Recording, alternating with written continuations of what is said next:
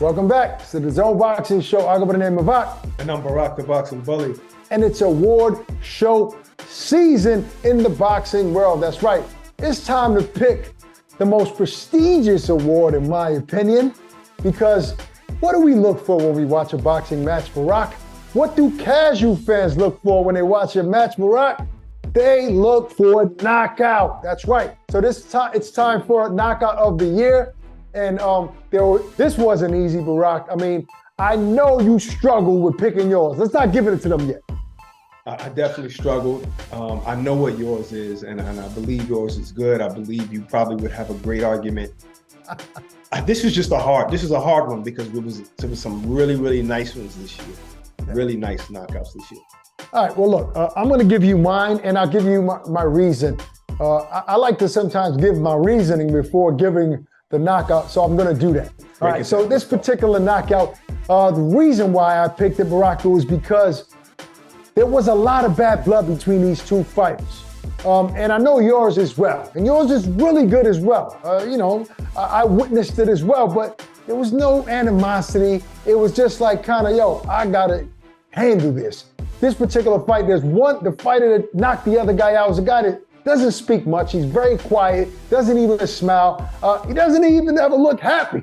And he was attacked by the other fighter. And I think that the drama before the fight and the animosity between these fighters makes the knockout even more dramatic.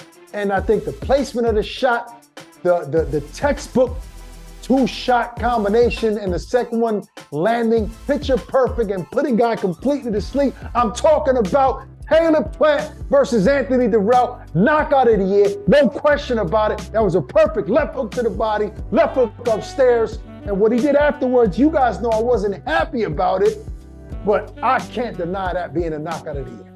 That's funny because that's why I thought you wouldn't even pick this, because you complained about him doing the grave digging thing, throwing the dirt on the body, and you always adding these intangibles that don't really belong, So I'm like, this is my criteria, buddy. KO of the year. I don't care about if there's animosity. I don't care if you spoke beforehand, if you're friends, if you know each other's kids, none of that. I just care about what happened in the ring and how the person got knocked out. Is that not a great knockout? That was a great knockout. And I believe it was even greater because it was unexpected by Plant. That was really good. Oh, thank you for adding more ammo to my case. Because I got to be real. If I'm going to ever argue you, it's real. So. Oh, wait, can I add one more thing? Who predicted that knockout? No one did. I'm the but only you guy. predicted a stoppage because you thought it was going to be knockout, a barrage. stoppage, you thought he was whatever. just going. No, you thought he was going to pot shot all night and eventually get him out of there. But it was still a good prediction by you.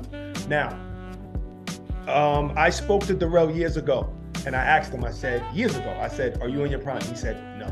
38 years old. Factor that in.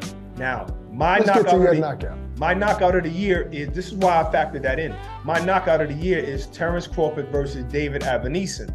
Now, the reason why is because it was the same thing. It was two-punch combo, second punch, knocked him flat out, unconscious. Didn't get up for a long time.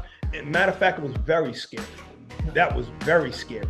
You know what I mean? So was Dirrell. Dirrell didn't get up for a long time. Exactly. So same thing. The difference is, the reason why I give it to Bud is because Bud is right-handed. You might go on BoxRec and it tells you that he's southpaw, but he's really not. He's a right-handed fighter. He does everything with his right hand. He was raised fighting right-handed. He eventually learned how to fight from the southpaw stance. He begged his coach to do it, to teach them. He did that knockout from the southpaw stance. That right there is just truly amazing to me. It's like when Kobe hurt his right hand and he started shooting jumpers with his left. You gotta give the man more credit for that. And that's just how I feel. I give him all the credit in the world. And I was there live in Nebraska. Vicious knockout, scary knockout, and it was only an arm punch. He didn't even put his body behind it. Bud has proven that he's the hardest puncher in the division, no question about it. That's just as good. I mean, look, if it wasn't the Plant fight, that would have been my knockout of the year. Both knockout, spectacular. Those are our picks for the knockout of the year. Mannix, Mora, let's see what you guys got. All right, thanks, guys. But with all due respect, the knockout of the year was Leigh Wood against Michael Conlan, because that knockout had a little bit of everything. It was spectacular in that Wood put Conlan out with a right hand and then put him out of the ring with a grazing left hand. And not only was it spectacular in the moment, it was consequential, which I think you have to factor in when making a prediction or a nomination for Knockout of the Year. You think about it, this was for a 126-pound title. Secondary title at the time, but Leigh Wood is now the full-fledged 126-pound champion. It was dramatic. Wood was down on the scorecards going into that 12th round. He needed a knockdown or a knockout to come away with a win in that fight. And for Leigh Wood, who was 33 years old at the time, if he doesn't win that fight, there's a pretty good chance he's just a domestic fighter for the rest of his career. He's fighting in relative obscurity over the next few fights. This fight, this win for Leigh Wood, catapulted him into bigger fights in 2023. That's why I think it's clearly the knockout of the year. Yeah, I'm with you on that one, Mannix. I thought it was sensational, man. I mean, this is a real-life movie script played out in front of you. That's what you want to see with two fighters on a championship level. You said it. It was for a WBA strap as well. Both of them down, both of them cut. One of them down early, another one down and out late. Leigh Wood, and this was one of his last chances to fight for a world championship, did everything he had to do, mustered up all that strength to knock down Conlan in the 11th and knock out Conlan out of the ring. I mean, it was everything you want in a fight, and that's why I have to say it was KO of the year. All right, guys, you guys, it's rare to see you two agree on something, so that was refreshing, but I don't know, guys. That was a hell of a knockout, no doubt. But I don't agree with that. As vicious as Plant or Avanesyan, I don't think it comes close, but, those are your picks. No, it doesn't come close because that was a war. That was a war where Mick took a lot of punishment to that last round. He took a lot of punishment. And yes, it was vicious. He fell out of the ring. But it was a barrage of punches. You didn't even see that punch that landed, really. It was so hard to even see the punch that landed that knocked him out. It wasn't clear. But Plant and Buzz was just such a clear one-punch, bam!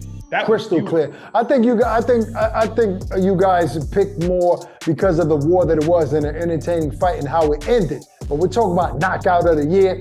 Nothing cleaner than the two that we gave. But this is not a competition. This is an award show. All right, that's our show for today, man. Peace and love. We're out of here.